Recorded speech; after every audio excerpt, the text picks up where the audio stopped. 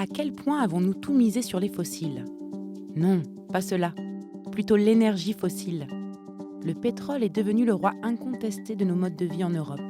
Pour se fournir en énergie, d'autres ont misé sur des stratégies complémentaires, avec les risques et les limites qu'on leur connaît. Nos besoins grandissants en énergie se sont peu à peu confrontés à deux obstacles majeurs, le dérèglement climatique et la flambée des prix. Continuer à miser sur le pétrole ou le nucléaire n'est ni durable ni payable. On connaît des sources d'énergie à impact climatique quasiment nul. L'éolien, le solaire, la géothermie. Face à la centralité de l'enjeu, certains émettent des réserves. Quid de la sécurité d'approvisionnement, des coûts, de la dépendance à l'étranger ? L'idée est belle, mais la transition énergétique est-elle faisable en Belgique ? Rapide rétropédalage des enjeux énergétiques de l'humanité.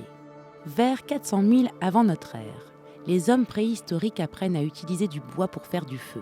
Ils peuvent désormais se chauffer, s'éclairer ou faire cuire leur nourriture. Puis, la force du vent deviendra l'allié des hommes. Les premiers bateaux à voile permettent les échanges fluviaux et maritimes.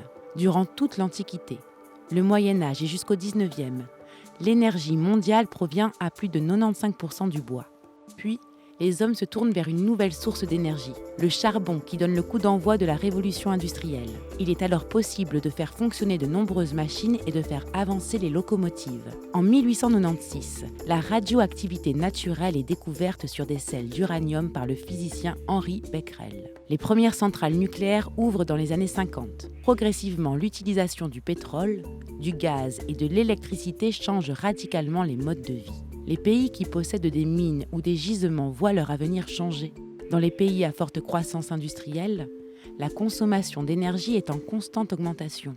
On cherche alors à exploiter toutes les énergies disponibles, souvent au mépris de l'environnement. Le 21e siècle sera le siècle de l'inversion de cette tendance, ou ne sera pas. Accord de Paris, Green Deal, COP26. Le continent européen semble prendre la mesure de l'enjeu climatique. La transition énergétique vise un objectif clair, défini par l'Europe. La neutralité carbone d'ici 2050. Les chocs pétroliers à répétition et l'amenuisement progressif des stocks disponibles ont rendu les énergies fossiles de moins en moins attractives financièrement. La Belgique ne possède d'ailleurs pas de gisement, la rendant dépendante d'empires pétroliers et gaziers dont les modèles démocratiques laissent perplexes. Certains ne semblent pas découragés par les risques d'accidents, l'absence de solution pour les déchets ou les coûts faramineux de mise aux normes. D'autres, et pas des moindres, savent que le nucléaire n'est pas l'avenir de l'énergie en Belgique. Les rapports d'experts se multiplient. Au cœur de la transition énergétique, on identifie un double switch. Moins de consommation d'énergie et plus de consommation électrique. Consommer moins. Mission impossible ? Loin de là. Selon Climact, d'ici 2050, la demande finale en énergie va diminuer de 33 à 62%. Mais comment ? Avec un doublement du rythme de rénovation par an, avec la stimulation de l'économie circulaire qui permet de diminuer le besoin de ressources et la demande en énergie, ou en augmentant l'offre de mobilité par personne, plus de personnes par véhicule, plus de transports publics, mais aussi du fret par train et par voie fluviale. Électrifier ce qui peut l'être est l'autre facette de la transition énergétique. On pense en premier lieu à la mobilité, avec l'électrification du parc automobile et du rail, mais aussi au chauffage, notamment avec un recours de plus en plus fréquent aux pompes à chaleur. Pour maintenir des prix abordables et contrôlés, tout en luttant contre le dérèglement climatique, le mix énergétique de la Belgique doit donc changer. Et le changement est déjà amorcé par certains en Belgique.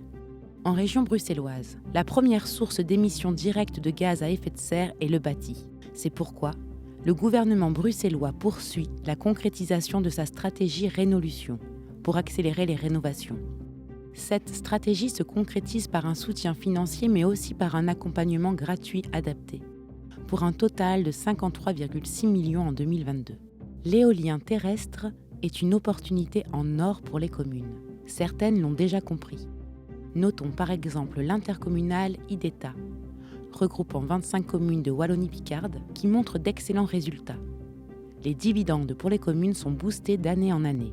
À Chaumont-Gistoux, l'échevine Aurélie Van Eekhout fait basculer sa commune dans la transition avec notamment l'installation d'une chaudière biomasse dans l'école communale, Au fédéral, la ministre de l'Énergie, Tine van der Straten, a fait tripler l'éolien offshore en 1 an. Les citoyens et citoyennes s'allient aussi pour créer des communautés d'énergie. Un choix tout bénef, tarifs avantageux, création d'emplois, autonomie, stabilisation des prix sur le long terme. En Fédération Wallonie-Bruxelles, la ministre de la Culture, Bénédicte Linnart, soutient les opérateurs culturels dans la rénovation énergétique de leurs infrastructures. Bourgmestre à Fauvillers, Nicolas Stillman participe à la transition en plaçant des panneaux photovoltaïques sur le toit de l'église. Ils permettent d'alimenter la maison communale et le bâtiment du CPAS. La Belgique va devenir un hub d'importation et de transit de l'hydrogène renouvelable. Cette technologie, issue du solaire et de l'éolien, pourrait créer d'ici la fin de la décennie 1 milliard d'euros de valeur ajoutée et 10 000 emplois en Belgique. La transition énergétique est-elle faisable en Belgique ? Oui, elle est faisable, à condition de ne pas rester bloqué dans des énergies du passé, à traîner des pieds face à un avenir rayonnant et décoiffant. La transition énergétique est donc un enjeu climatique, mais tout autant économique et démocratique. Elle est faisable et souhaitable. La transition énergétique est déjà en marche en Europe et en Belgique, et c'est loin d'être terminé. L'horizon des écologistes ? Une Belgique 100% renouvelable d'ici 2050.